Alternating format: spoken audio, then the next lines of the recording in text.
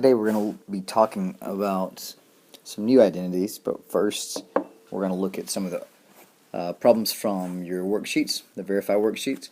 I picked out a few to work out for you. Don't forget that there are also some, in addition to these, that I've worked out online using the videos. So if you haven't checked those out, make sure you go in and look at those. The first we're going to look at is Verify worksheet number 1 on problem number 3. Here we have tangent squared x, cosine squared x plus cotangent squared x, sine squared x equals 1. I hope that this was a little obvious on what to do. Here we have tangent and cosine, and we have cotangent and sine. So you've got two things. You've got cosine here and you've got sine over here that are already good. So what we're going to do is we're going to take the cotangent squared, change that to sine and cosine, and take the tangent squared and change that to sine and cosine, and then we're going to be able to see that, look, something actually can cancel out. And so you can see that here they cancel, and here they cancel, and I mean, if you look closely, you can see that what's left is really nice as well. So once they cancel, you have this kind of idea, and so you've got the Pythagorean, the basic Pythagorean theorem here that cancels out, well, not cancel, but it simplifies to just give us 1 equals 1, which is what we were trying to do. On a level of difficulty, I would think this was a very easy problem. Maybe you didn't think about it, doing it this way, but hopefully next time you see something like this, you'll think about doing it and just changing things to sine and cosine. That is one of the first things we talked about when we go to do our identities. Alright, let's go on and look at the next one. This is going to be number 5. This one's very similar in the fact that we're changing all to one trig function or one of two trig functions. In this case, it's a little bit backwards, and I've talked with some of you about this one. What we're going to do first is we realize that we have cosecant on the top and we have sine on the bottom. I could change everything to sine and cosine, or I could change it to secant and cotangent. The reason I thought about doing it that way was because sine was already on the bottom, which meant that was cosecant, and tangent's already on the bottom, which means that's already cotangent. So I can make this substitution. Actually, I'm just going to, in this particular step, I pull the fractions apart so you can kind of see the substitution a little bit easier. You've got this part here. This is, if I just take the top cosecant x and I set it out front, then what's left over is the 1 over sine, which is what we have here. The same thing goes for the cotangent. It makes it real obvious that we're going to substitute the trig function for 1 over sine, which is cosecant, and 1 over tangent, which is going to be cotangent. Once we do that, you see you have cosecant times cosecant, and you have cotangent times cotangent. Okay, that simplification is real simple. Oops, let me fix that. What you have there is you have cosine, or cosecant times cosecant squared minus cotangent squared. Let me see if I can get that. Or not. Alright, there we go. So cosecant squared x minus cotangent squared x equals 1 equals 1. You'll notice that this identity is a variety of one of your Pythagorean identities. So look for the one that has cosecant squared and cotangent squared in it. You want to rearrange that so that you get cosecant squared minus cotangent squared on one side, and you want to know what's on the other side. What you're going to find is that's equal to 1, which is what we substituted here. We're just trying to make it be equal to the very first thing what we had up top, which is this one up here. Okay? And so then you have the end of that identity. Let's go on to the next. We're going to look at number 7. A lot of you wanted to see this one. I hope a lot of you got this right. This is not a very difficult one. It just takes a couple. It's a little bit longer, or it takes a couple of substitutions, and you kind of have to keep going with when you find common denominators and multiply through, and you get some big things happening, but nothing very complicated, nothing tricky. So we go ahead. What we're going to do first is we're going to take the inside part of the fraction, where you have the sine x over 1 minus cosine x and the 1 minus cosine x over sine x. We're going to take these two fractions, and I'm going ahead and getting a common denominator, which is going to be the sine x times the 1 minus cosine x. And you can see in red where I've multiplied the top and the bottom by its opposite denominator. What we're going to do with that is we're going to go ahead and multiply through. The first part's real simple. It's just sine times sine, which gives us sine squared. I went ahead and put the denominator. That's just the product of those two things. I don't want to multiply that together because I'm hoping in the future that one of them will, or both, will eventually cancel out, because if you look at the solution, you're trying to get it to be equal to 2.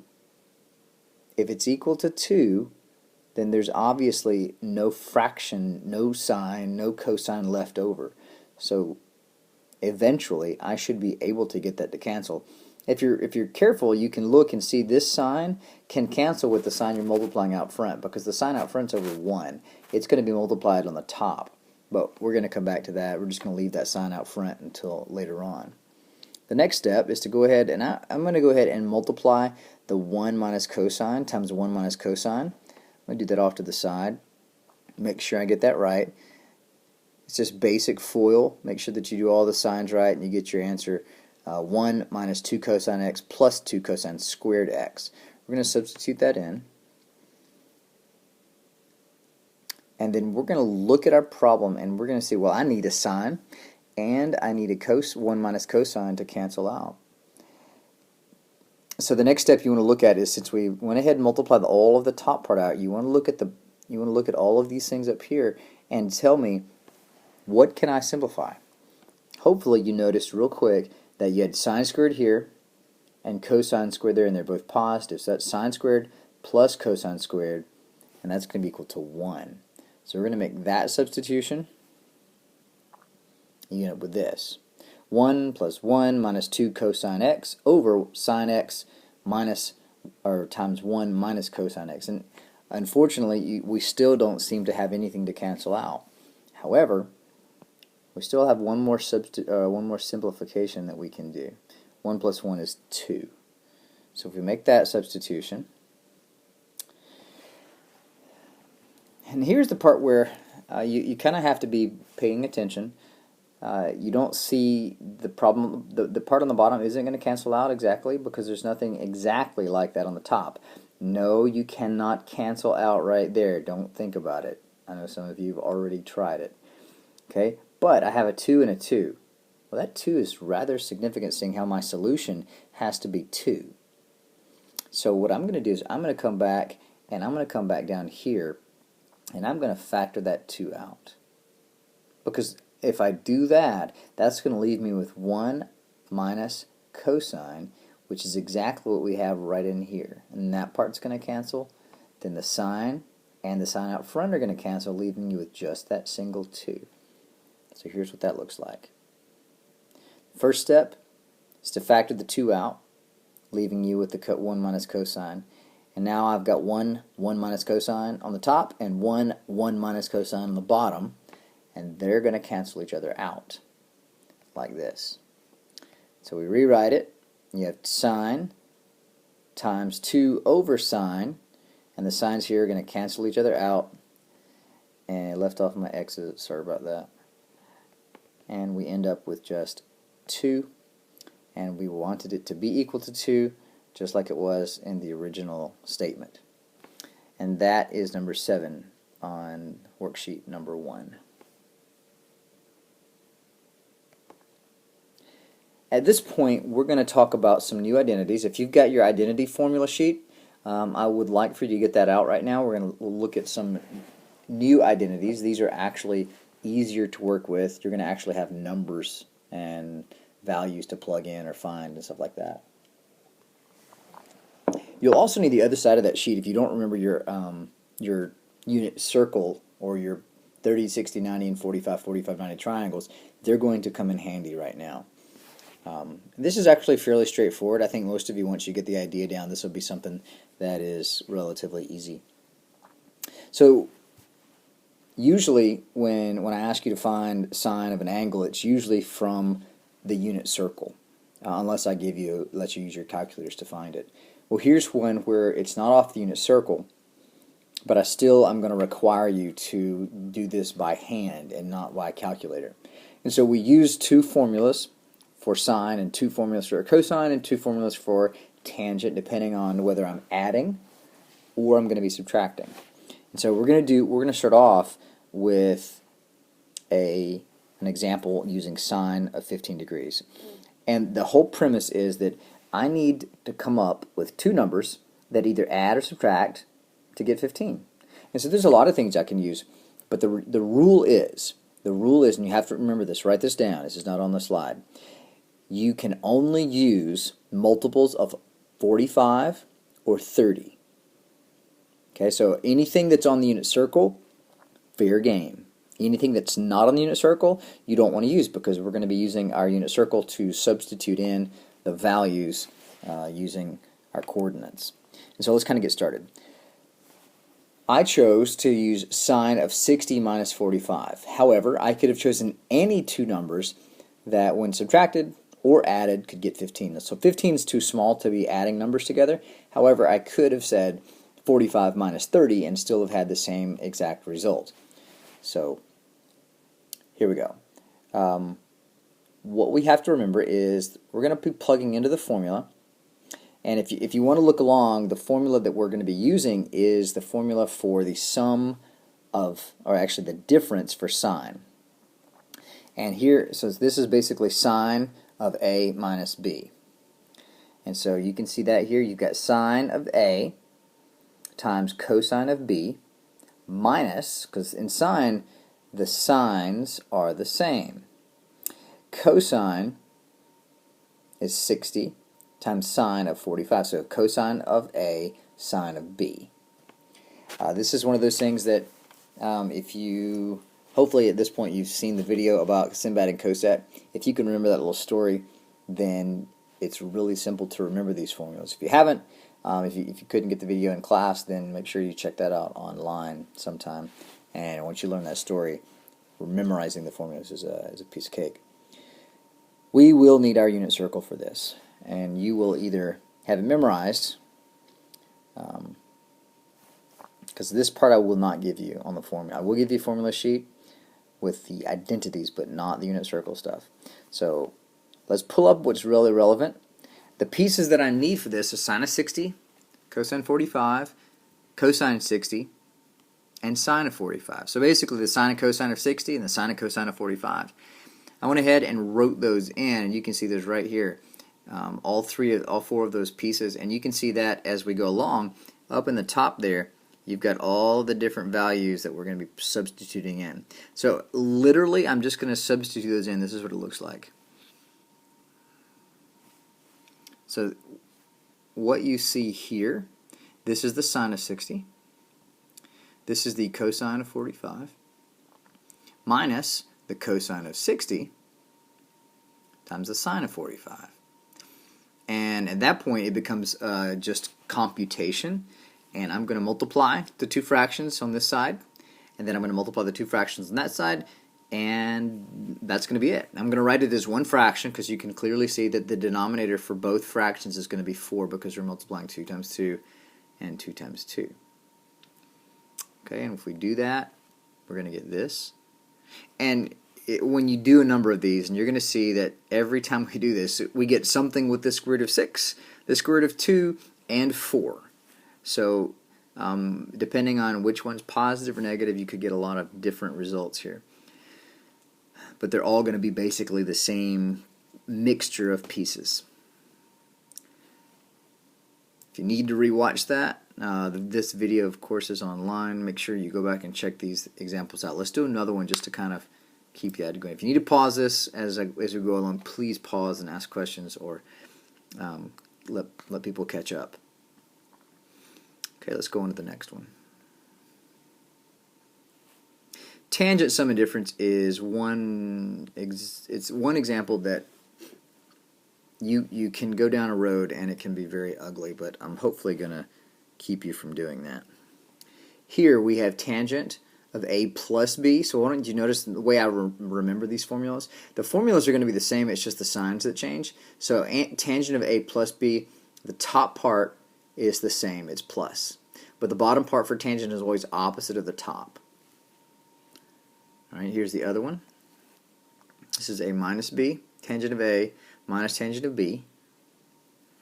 And here you get a, or tangent of a minus tangent of b over 1 plus tan a tan b.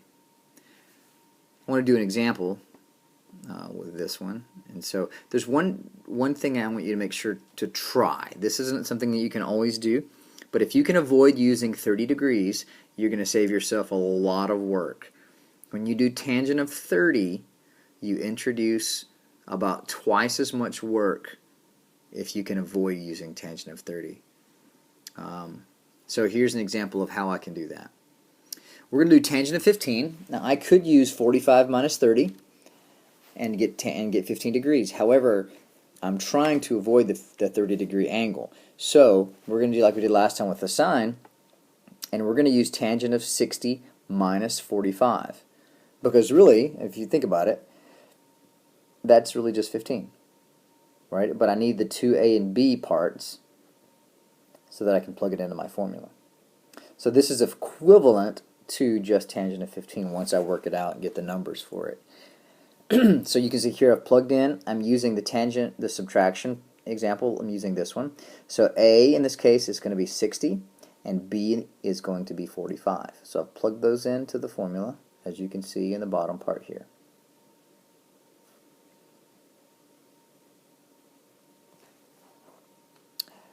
We're going to draw the triangles. So this is an example where I'm not really using my unit circle. I'm really relying on my knowledge of right triangles. Even though if I have the unit circle memorized, I can do this relatively the same. For me, I think it's a lot quicker just to simply draw the triangles, and once I look at the triangle, I can find the sine or the cosine or the tangent of whichever angle I'm going to work with. Now sometimes going to the unit circle is a little more helpful because my angle is, say, 120 degrees, or maybe I'm using 150 or 135, and in that case I might want to draw the unit circle out or draw the angle in the right quadrant so that I get the rest of the angles and sines right. This one's easy because everything I'm working with is in the first quadrant, so 45 and 60, those kinds of angles I'm not really worried about sines because everything's all positive. So let's go ahead, and what I'm going to do is I'm going to take these four pieces here, and I'm going to find the tangents of the two different angles. I'm going to plug them into this formula. Okay, so kind of take it apart. Tangent of 60, so go over to 60 degrees. What's the tangent from this angle here? Well, you have square root of 3 over 1, because tangent is the opposite over the adjacent. Okay, I'm not going to really go into all that because I'm expecting you to already know most of that stuff. That's why I didn't really talk about it in sine. So here I'm going to plug it in for sine, or for tangent. We plugged in, that's just 1, and then plus at the bottom, 1 plus, and it's pretty much the same two numbers you used at the top, except this time you're just multiplied together. Remember that? That'll keep you. It's a good shortcut. Simplify that a little bit, right? And really, that's all we have. One of the rules that we try to keep things simple and make them a little bit easier to write, and this is where tangent takes on a little bit more work than if you have a sine or a cosine. So listen very carefully. This is the tricky part with tangent.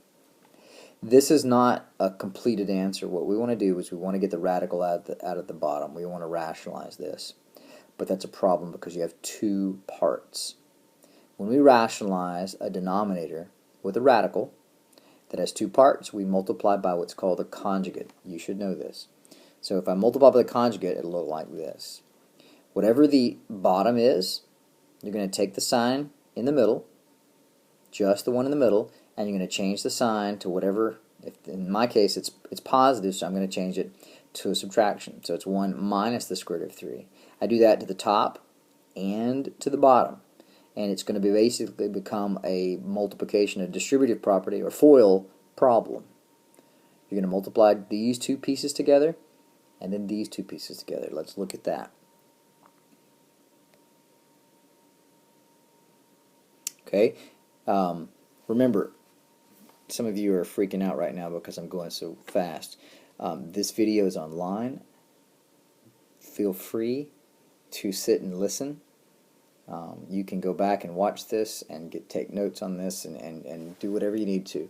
I'm also going to be putting up the PDF copies of all these notes, so you can download that too.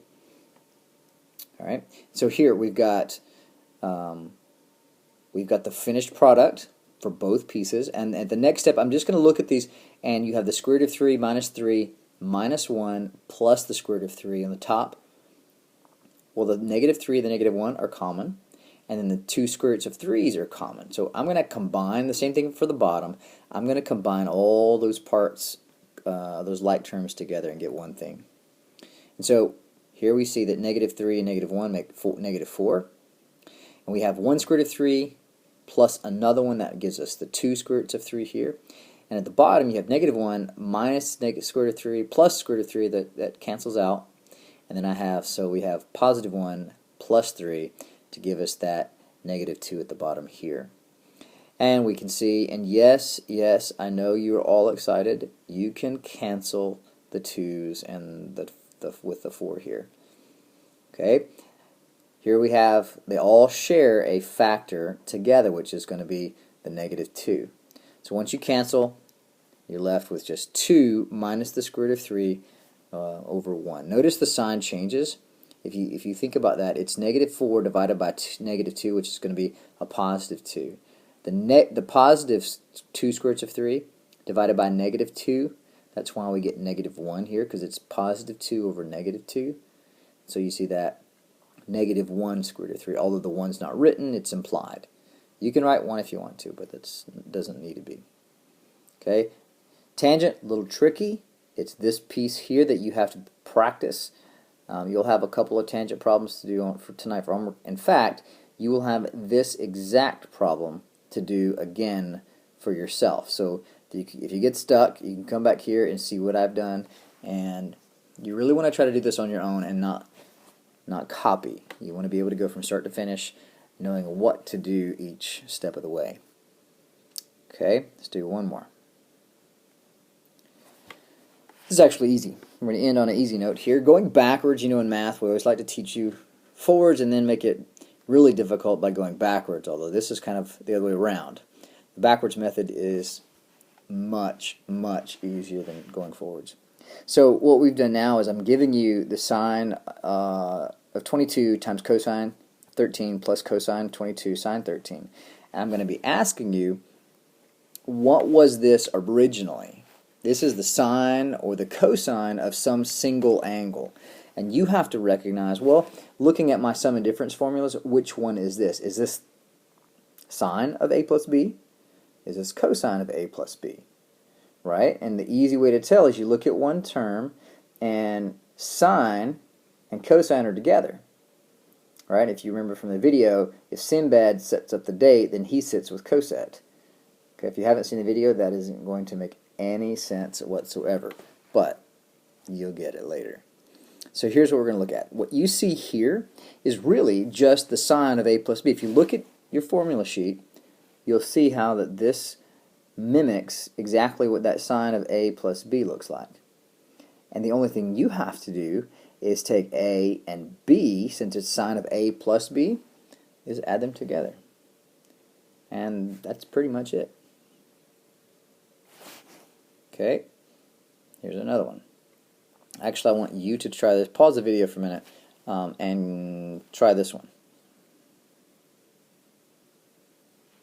Okay, so this one's in radians, yes, but you guys can add fractions. And so if we look at it, it's really cosine of a minus b. How do we know it's a minus b? Because cosine, it's cos, right? And then sine. And so cosine, when Cosette sets up the date, she says their signs are opposite. Some of you just got that. So since the signs are opposite, I know that if it's added here, then in the formula it's going to be subtraction. So we can just subtract the two, since two angles. So we have pi over 3 and then minus pi over 4. And you see that down at the bottom here. If we work that out, we see that 12 is going to be our common denominator. And so we can go ahead and say 4 pi over 12 minus 3 pi over 12 or you can see here like I did it, where you have just in one fraction, and you get pi over 12 is my result. And so that would be it, cosine of pi over 12, which actually pi over 12 is fairly common to see when you do things like this. So be aware of that. Okay, let's see.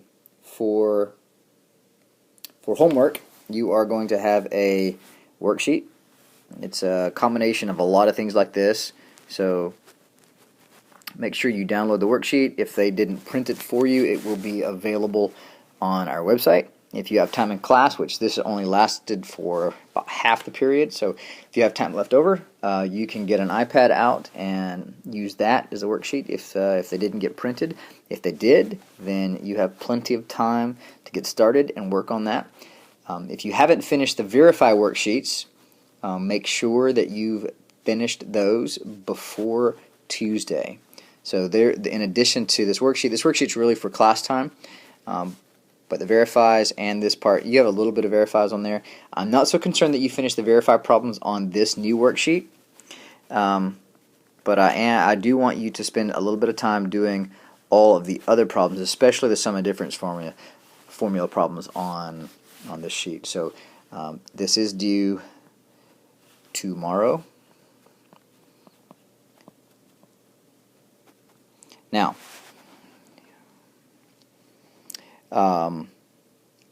I can't spell today. It is really late, and we're going to ignore that. Here, let's do this. There we go. Tomorrow. That works. Test is on Wednesday. Tomorrow, when you come into class, we're going to review. And really, the worksheets that I've been giving you, plus the worksheets you have today, is what the test is going to be over. So you can consider these all together your review for the test. I don't need to give you any more verify or simplify problems. You have done a million of those. If you get those two worksheets and you get the worksheet you have today, then you are ready for the test. So we'll see that tomorrow. And if you have questions or anything like that, you may email me. You probably can email me right now. I'm probably available. Anyway, you can check the iPads out if you need to and get started.